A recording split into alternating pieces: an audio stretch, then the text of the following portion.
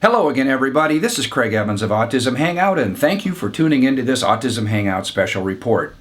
I first met today's guest back in 2008, and I was immediately struck by his passion for our special kids.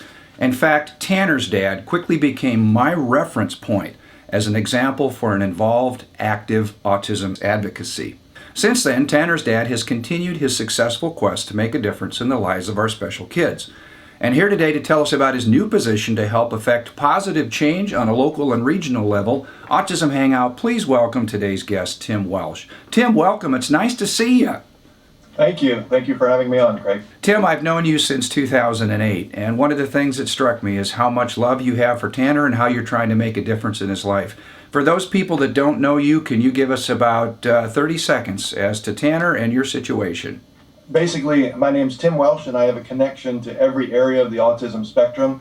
I'm high-functioning Asperger's myself, so is my nephew, so is my grandfather, my father, and my son 10 years ago walked in the living room and said, "My name is Tanner, my name is Tanner," and that was the last words he spoke on July 4th, 10 years ago. Oh my. Okay, and so since then, you have a day job, but you've been doing this on the side. How does that work? Again, because I'm high-functioning Asperger's, I've actually gone through multiple jobs. I worked with JCPenney's for almost 20 years in 6 states, and I've gone through a number of jobs. Right now I'm unemployed, came back to the family farm area and opened a business for my wife, and I'm building Autismaid. Mm-hmm. In fact, Autismaid is why we're here today. I know that you have a passion for autism associations that affect things at home, local, and regional. Not that the national people aren't trying to do well, but you're so involved in trying to get these local things to bloom that you have joined an organization called Autismaid. So can you tell us what that is? Basically, we've seen a discrimination that's epidemic across the country as far as socioeconomic, ethnically, and geographically, that our families and our individuals that are treated on the spectrum are treated differently. Mm-hmm. They're diagnosed later, they have differences in services, and as far as I have seen and my peers have seen, it's like somebody laying in the middle of the road and everybody driving past. And we've come up with a criteria of 40 different areas that's absolutely non-controversial, mm-hmm. non-political, that we just need to address. Okay, so Autismaid is a funding organization. Tell me what it is and how it works. These smaller service organizations have kind of been nudged out due to the recession depression. And so what I've been able to build over the last 10 years is a network that has been able to fund 5 Pepsi Refresh grants and help the Dan Marino organization raise $100,000 in 72 hours. I've been able to marshal that group now to say we need to reach out instead of the service organization going from gala to walk, gala to walk. If something comes to town, the money has to go to the local organization. Mm-hmm. So my dream is 92% of the money that we raise comes back to that local entity. Let's say I have a small association or organization that wants to provide some sort of application for autism on an iPad to a local school. Would I qualify as somebody to ask for funds from you to help fund this project?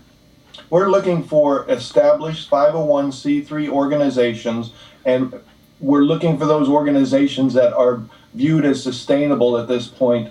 And then we come in and we look for those individual projects that are going to make a difference in somebody's life on the spectrum.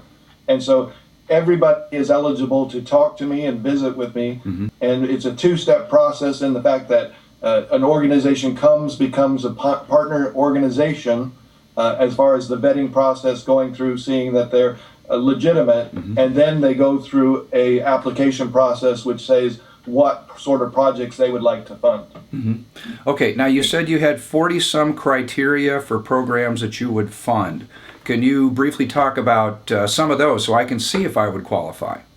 Respite, abuse prevention, wandering, seclusion, bullying, quality of life, employment programs, mm-hmm.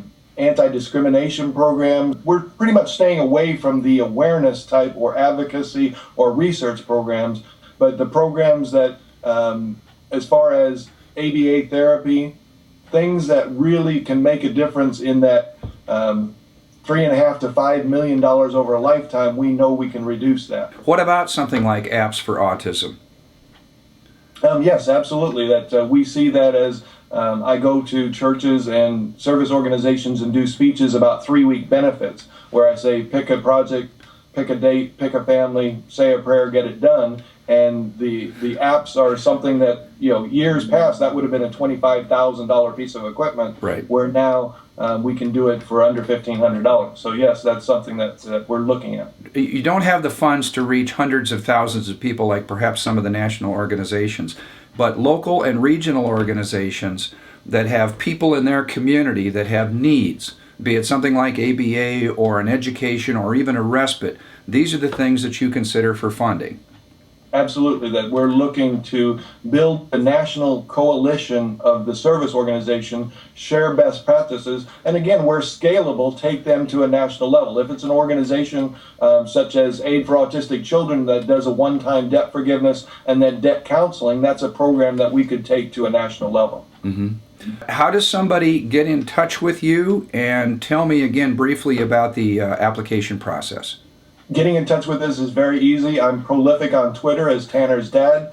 I have the website autismaid.org, mm-hmm. which is just like farm aid, just adding the word AID to the end of autism. Mm-hmm. My email is very simple as well. It's Tim, like Timothy, at autismaid.org. And getting in touch with me is the start, getting the ball rolling, and then we go through the application process as far as finding out and basically going through an interview process for your organization. Are you overwhelmed at this point? I'm ecstatic as far as the response and as far as the energy that the community is providing. I've long said that we need to build unity within the autism community, and I'm really seeing that energy coming forth now that people are beginning to put politics aside. Tim, your passion and your energy is just exemplary. It's inspiring for me to talk to you. I've seen you out there these past years, and I know how hard you're working to make a difference in the life of our kids. And for all of Autism Hangout, I want to say thank you for doing what you do for our special kids. Well, thank you very much. I appreciate it, and hopefully we can save some lives, make some difference, improve lives, quality of lives, and have respect for everybody on the spectrum. Once more, let's give that web address where people can go to find out more about if their programs can be funded. Autismaid.org, AUTISMAID.org. Excellent. Tim, thank you again. Have a great day.